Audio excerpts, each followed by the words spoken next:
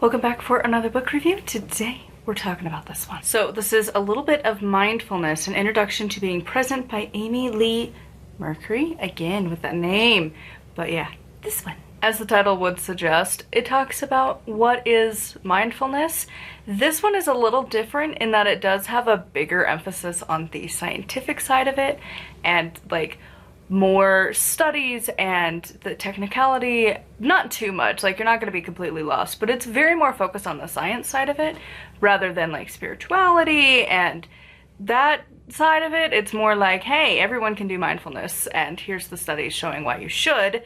And then there are, of course, a few exercises to try at home. I gave this one a 4 out of 5. To be honest, I'm always surprised these little books actually have so much information. Like, these authors have done a fantastic job of having a very small word count and page count and yet making it matter, because they do such a good job in these. Like, you might think that you're getting in for like a quick read, and they surprisingly aren't. They're actually very dense in the information, even if the page count isn't very big. I think the sciencey side of this was actually really intriguing. Do I care a whole lot about science? No, it's one of the subjects I don't care about, but it was intriguing to learn about. Personally, I do think that, like in my own like personal experience, that this is not always the technique when you go to a professional that they should just always be using. It's not always the most helpful. I'm gonna be real, I don't know that mindfulness is going to help if you have like CPTSD and like even ADHD, and like there's just certain things that it needs to be combined with other stuff, and it's just, it could be like one tool in the toolbox. But in my experience, a lot, there was one therapist in particular that I saw that literally this was the only tool. This was the toolbox, the tool chest, the entire store of tools. This was it. And when that didn't work, then I was the problem. And it's like, I've done this for years. So don't get too wrapped up in the idea that mindfulness is like this cure-all thing. I don't think it is. I do, like those sections I was side-eyeing it, because like it can be helpful, but it also cannot be actually what you need. And you need other things and other tools to help you through stuff. Honestly, like the therapy of TikTok has been more helpful than the professionals that I've paid probably close to at least a couple $1,000s towards.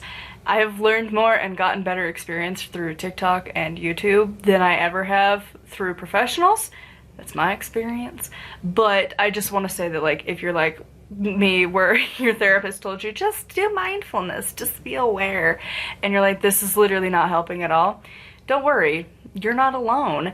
But like, it can be helpful, but it should be like, you know, kind of one of those things of like, you should have like vitamin B12 as a supplement in your life, but also you also probably need like fiber and protein. Like, it's a thing you need, but not the big picture that you might need to focus on, you know?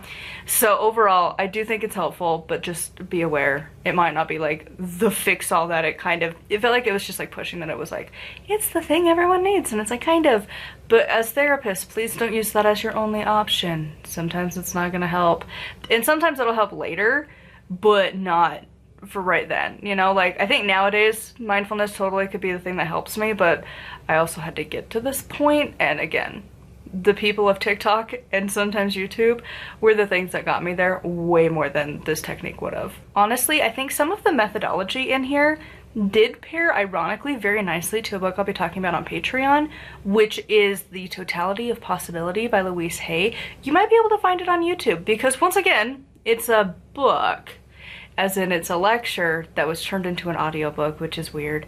But yeah, so it's a kind of book, but the philosophies between the two were actually really lining up, because I read them like kind of at the same time. Audiobook was going in the background while I was doing other stuff, and then obviously reading this when I could.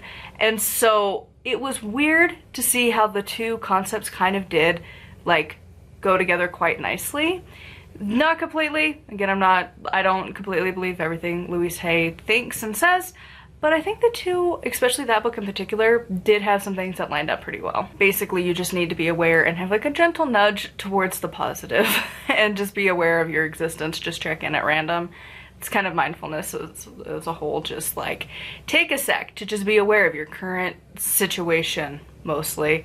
And Louise Hay also has that of like, hey, be aware. Where mindfulness can be more of like the physical experience and just noticing, and Louise Hay's version is like, hey, catch your thoughts, catch your emotions. Don't let yourself like ruminate and spiral. Focus on how you're talking to yourself. So those two, again, they pair really nicely, but also just remember, like, pretty sure just meditate would also work too. So anyways, I would say if you are very much interested in mindfulness, specifically in the more scientific side of things, this is the book to get. A huge thank you to my patrons. If you would like to support me and get access to exclusive content, it's patreon.com/nightwillowcrafts. Make sure to like, comment, and subscribe. I post every single day, and until next time, blessed be.